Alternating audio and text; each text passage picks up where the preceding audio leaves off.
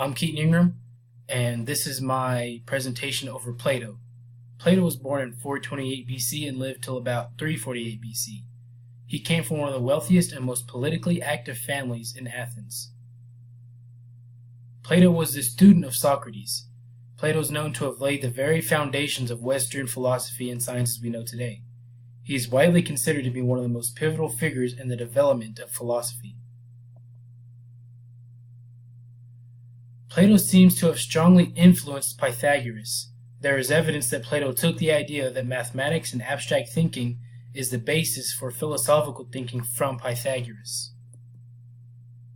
Both Plato and Pythagoras shared a mystical approach to the soul and its place in the body, or the material world.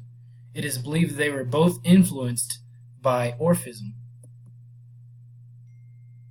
Plato's Allegory of the Cave. A story from Plato's most famous book, The Republic, is about Socrates talking to a young follower of his named Glaucon and telling him this fable to illustrate what it's like to be a philosopher, a lover of wisdom. Most people, including ourselves, live in the world of relative ignorance.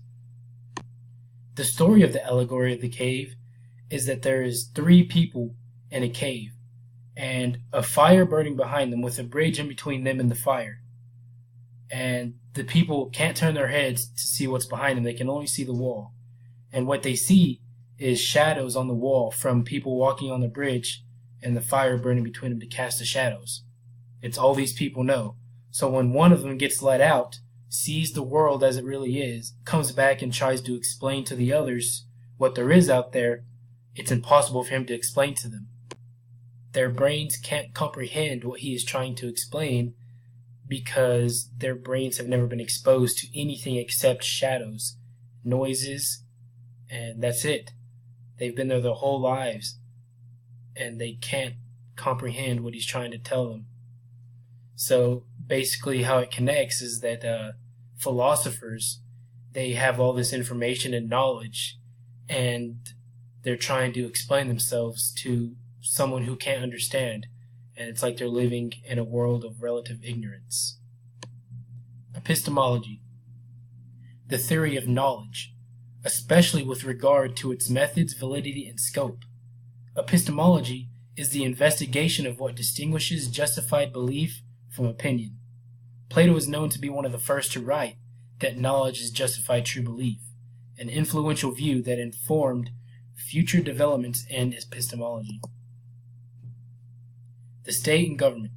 In the Republic, Plato discusses that the state should have 3 classes, a structure corresponding to the appetite, spirit, and reason of the individual soul. The appetite, spirit, and reason are analogous to the caste of society. There should be workers, warriors, and then philosophers as kings. Philosopher kings. Plato describes that these philosopher kings as those who love the sight of truth, and he supports the idea with an analogy of a captain and his ship, or a doctor and his medicine. He believes that philosophers are best fit to rule, and it would be silly for anyone else to rule other than a philosopher.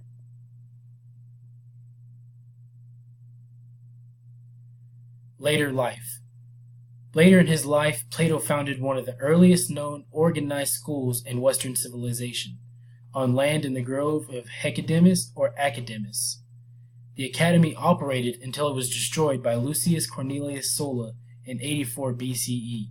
His most famous student is Aristotle. Death.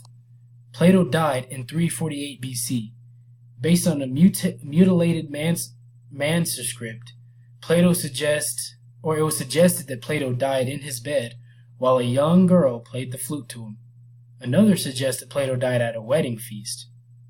But according to Tertullian, Plato simply died in his sleep. And that's it. That was my presentation on Plato. Thanks.